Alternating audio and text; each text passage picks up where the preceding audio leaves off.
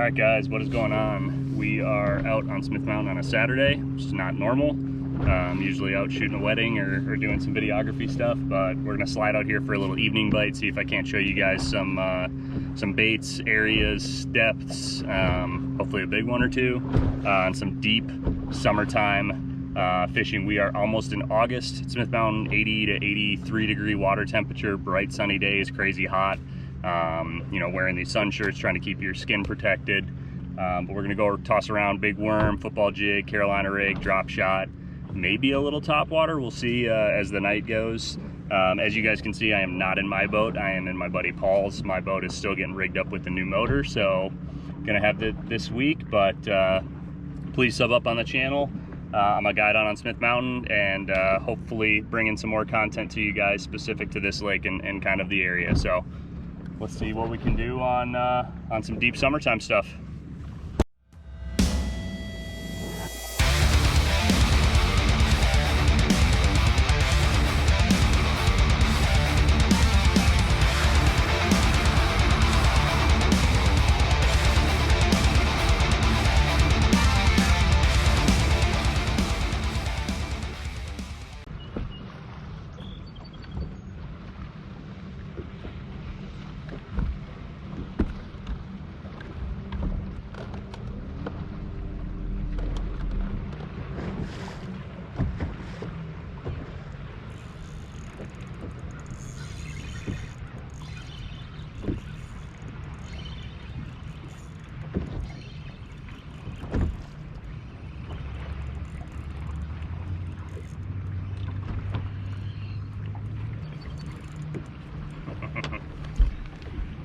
Nothing better than catching retreads.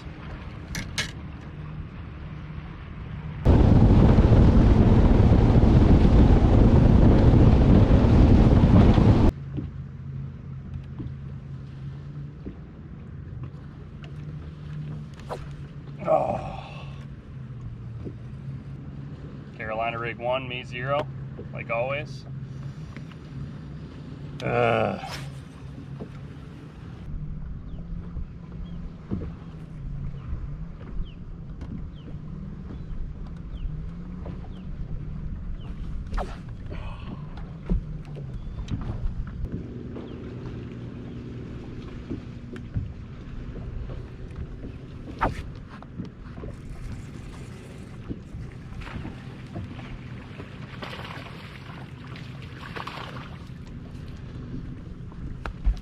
Deep smallmouth on the football jig.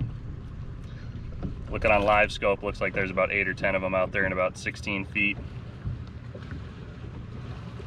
Straight nabs them. Not a giant, but that's all right. It's keeping that pattern. All right guys, quick thing about that bite. Threw the Carolina rig about 5 times down there, had 1 bite on it, swing and a miss. Threw the worm down there, had 1 bite on it, swing and a miss.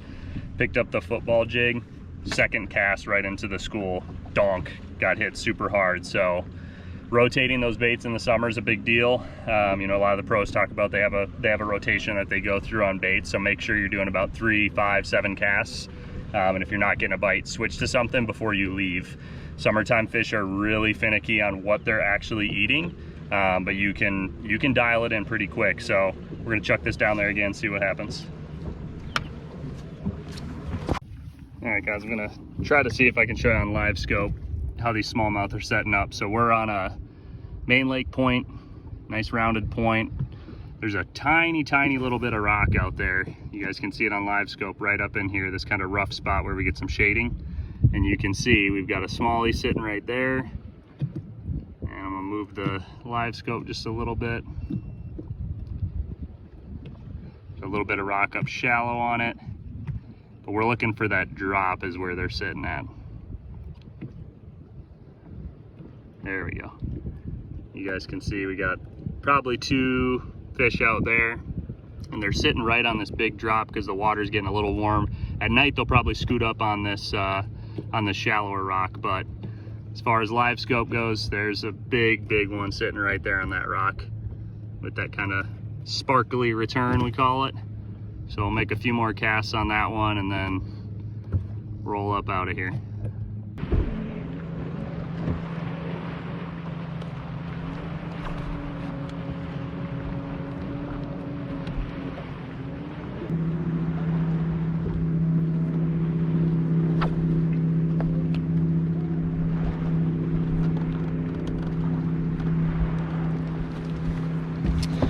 Another one took the trailer,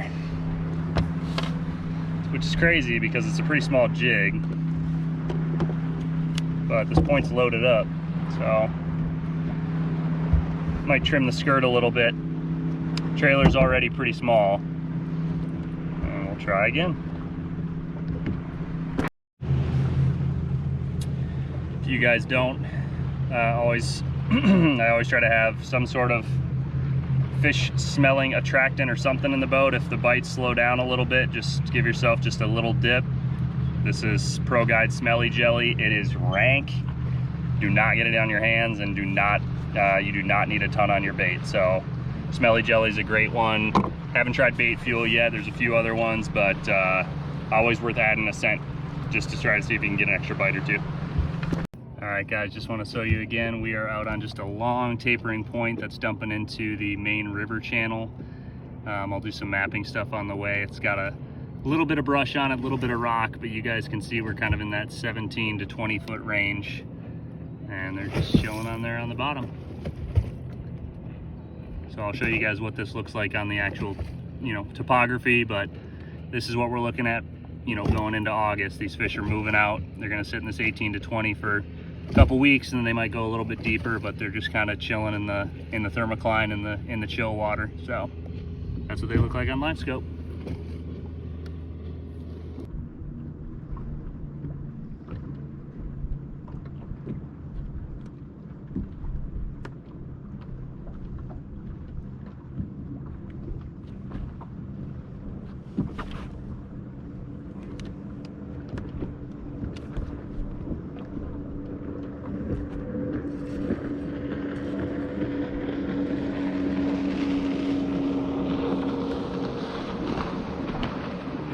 Damn, it's a good one too.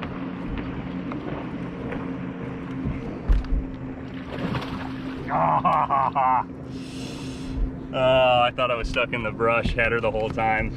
Jig bite again. That was probably a 4-pounder. Ugh, that stings. Switched up the color a little bit, broke off, put a little chartreuse in there just to kind of help, but that was a big bite right there, people. Dang. All right, guys, just going over some baits super quick.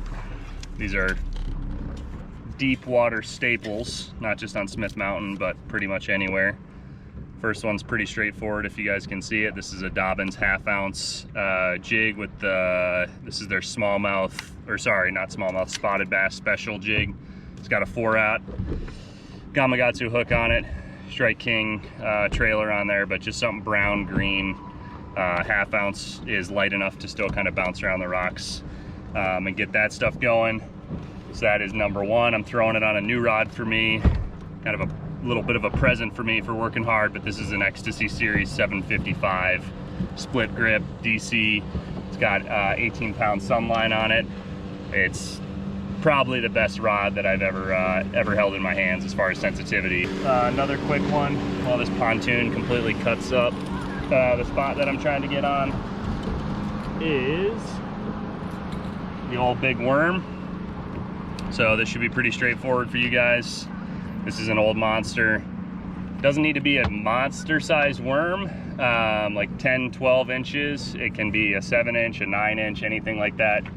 But 3/8 ounce tungsten weight on there. I'm pegging mine just because I'm going through a bunch of rock for the most part. Big worm is pretty much second in line for that. And then lastly, which you guys know is not necessarily my favorite way to do it, and I'm trying to work on it, is tossing a Carolina rig. So again, I get my ass beat pretty much all summer long on a Carolina rig. They're heavy on crawdads right now, so just throwing some sort of like craw or creature bait is a good way to go. I've got 14-pound mono on the front, 18-pound fluorocarbon up on the reel. It's on a 764, and I'm going with a pretty long leader because we haven't had a ton of rain here. And I saw some crawdads the other day that had a little bit of blue, so put a little blue in the bait there, and just dragging this around some rocks. So those are probably your three that you're going to want to start with. look for rock, look for brush. I'm gonna start a little bit shallower just because the boat traffic's still pretty crazy out here. So fishing like 12 to 15, and then I'll probably back out to like 25 as we get later into the evening. So those are the top 3 baits. Links down in the description as far as what I usually throw on here, and let's see what we can get. I hope this video helped you guys out, taking a look at your topography map a little bit more, maybe taking your time, being a little patient with the spots that you pick for summer fishing. But you know, we caught a couple fish on video, lost that big one in user error, but that happens sometimes. Looks like it's a good jig bite still out on Smith Mountain. I'd focus on that like 15 to 20 foot range for the next probably 2-3 weeks. If you like what you're watching on the channel, please subscribe. Instagram, TikTok, Facebook, all the normal stuff. But I really appreciate you guys taking a look. Let me know if you have any questions in the comments. Thanks.